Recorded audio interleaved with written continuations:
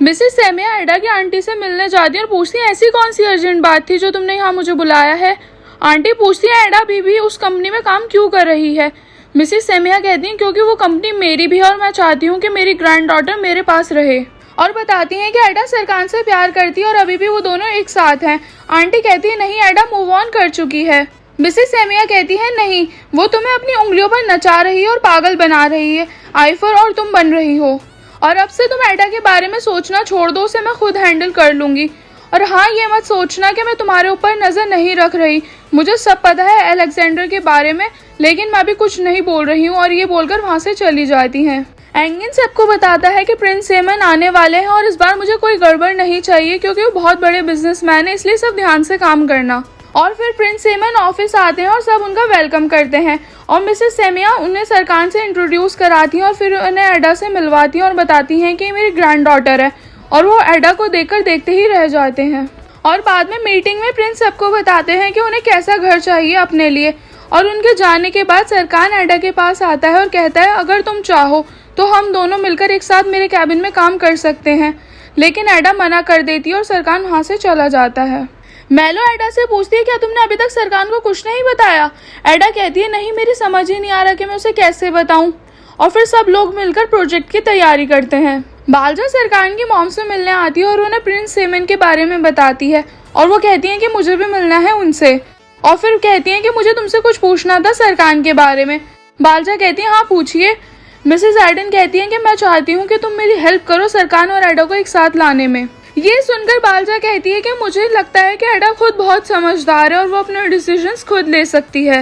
Again सबको अपने घर लेकर आता है पार्टी करने के लिए और पिरल उस पर गुस्सा करने लगती है और कहती है कि हम इतने सारे लोगों को क्या खिलाएंगे। एंगिन कहता है हम उनके लिए कुछ स्नैक्स अरेंज करते हैं। एडा भी अपनी दादी के घर जाती है और कहती है कि आपके पास बस 5 मिनट हैं, जो बोलना है जल्दी बोलिए। दादी कहती है मैंने अपना प्रॉमिस पूरा किया है, मैं 2 घंटे के अंदर बड़ा क्लाइंट लेके आ चुकी हूँ कंपनी में और अब तुम्हारी टर्न है अपना प्रॉमिस पूरा करने के लिए। एडा कहती है हाँ ठीक है और ये बोलकर वो वहाँ से जाने लगती है। लेकिन उसी टाइम प्रिंस सेमन वहाँ आ जाते हैं और एडा को वहाँ रुकने के लिए बोलते हैं कॉफी के लिए। एडा की आंटी फीफी को बताती हैं कि शेफ अलेक्जेंडर का मैसेज आया है और उन्होंने कल मुझे अपने रेस्टोरेंट बुलाया है हमारी फ्रेंडशिप को सेलिब्रेट करने के लिए। और यही सेम मैसेज वो मिसेस आइडन को भी करते हैं और वो भी बहुत खुश हो जाती हैं। प्रिंस सेमन एडा से बातें करते हैं और उसके बाद एडा वहाँ से चली जाती है। अगले दिन सरकान मीटिंग में प्रिंस सेमन को उनके घर के लिए डिजाइन सिखाता है और उन्हें वो बहुत पसंद आते हैं। मिसेस आइडन भी लंच पर जाने के लिए तैयार हो रही होती हैं और वहीं दूसरी तरफ एडा की आंटी भी अपने लिए ड्रेस सिलेक्ट कर रही होती हैं। बालजा सरकान के पास आती है और कहती है कि मुझे आपसे कुछ जरूरी बात करनी है और उसी टाइम लैला भी वहाँ आकर बोलती है कि मुझे भी करनी है और बताती है कि प्रिंस सेमन का फोन आया था और वो उस जगह जा रहे हैं जहाँ वो अपना मेंशन बनवाएंगे और उन्होंने एडा को वहाँ बुलाया है। और ये सुनकर एडा कहती है ठीक है और वहाँ से चली जाती है। मिसेस आइडन और मिस आइफर दोनों एक साथ रेस्टोरेंट पहुंचती हैं और एक दूसरे को देखकर शॉक हो जाती हैं और शेफ वहां आकर दोनों को वेलकम करते हैं और उनकी तारीफ करते हैं और उन्हें लंच सर्व करते हैं। एडा कंस्ट्रक्शन साइट पर जाती है और प्रिंस सेमन उसे साइट दिखाते हैं और बताते हैं कि ये मेरी मॉम का ड्रीम था कि उनका यहाँ एक घर और वो अपनी फैमिली के साथ यहाँ रहे। एंगिन सरकान के पास आता है और बताता है कि एक बैड न्यूज़ है, तुम्हारे डैड को बहामास में अरेस्ट कर लिया गया है। सरकान कहता है ये सब क्या कह रहे हो तुम। एंगिन बताता है कि मुझे भी खुद अभी ही पता चला है इस बारे में। एडा की दादी भी वहाँ एडा के पास आती है और प्रिंस सेमन एडा की दादी और एडा को डिनर पर इनवाइट करते हैं। मिसेस सेमिया उनसे कहती हैं कि एडा जरूर आएगी। सरकान कहता है कि जरूर मेरे डैड को किसी ने फंसाने की कोशिश की है। जेरिन कहती है वहाँ उनके पास बहुत अच्छे लॉयर हैं और वो उन्हें बाहर निकालने के लिए कुछ भी करेंगे। बाद में घर आते टाइम एडा अपनी दादी से कहती है कि मैं आपकी पपेट नहीं हूँ कि आप जहाँ चाहो मुझे ले जाओ। उसकी दादी उसे आल्टेगन बोलेट के अरेस्ट वाली न्यूज़ दिखाती है और कहती है कि सरकान से ब्रेकअप कर लो वरना तुम्हें पता है कि मैं क्या क्या कर सकती हूँ।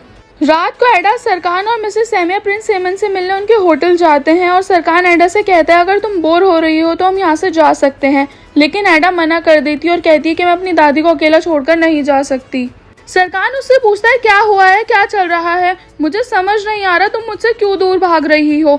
एडा कहती है कि तुम्हें समझ नहीं आ रहा क्या, हम लोग एक साथ नहीं रह सकते। सरकान कहता है बोल तुम रही हो लेकिन ये अल्फाज तुम्हारे नहीं तुम्हारी दादी के हैं। एडा कहती है हाँ है लेकिन मेरी दादी सही है। सरकान कहता है मैं जानता हूँ लेकिन हम दोनों एक दूसरे से प्यार करते हैं। एडा कहती हाँ, लेकिन प्यार की वजह से मैं अपना पास्ट नहीं भूल सकती, और मेरी दादी ने भी मुझे रियलाइज कराया है कि जब भी मैं तुम्हें देखूंगी मुझे अपने पेरेंट्स की डेथ याद आएगी और इससे मेरे जख्म और ताज़े हो जाएंगे, और इसीलिए मैं तुम्हारे साथ नहीं रह सकती। सरकान पूछता है लेकिन न्यू ईयर ईव का क्या, उस टाइम जो मैंने तुम्हारी आंखों में प्यार देखा था। एडा कहती है कि वो सब एक गलती थी, और ये सुनकर सरकान की आंखों में आंसू आ जाते हैं और वो कहता है कि तुम ठीक बोल रही हो, हम एक साथ नहीं रह सकते और ना ही रहेंगे, आज से हमारे बीच कुछ नहीं है, और ये बोलकर वहाँ से चला जाता है। एडा भी अपनी दादी के साथ वहाँ से चली जाती है और सबके जाने के बाद प्रिंस सेमन वहाँ रखी एक पेंटिंग से कवर हटाते हैं जिसमें एडा जैसे दिखने वाली लड़की की पेंटिंग होती है उनके साथ, और कहते हैं एस्मा माय लव, फाइनली अब हम दोनों दोबारा एक होने वाले हैं और अब मैं तुम्हें दोबारा नहीं खोऊंगा।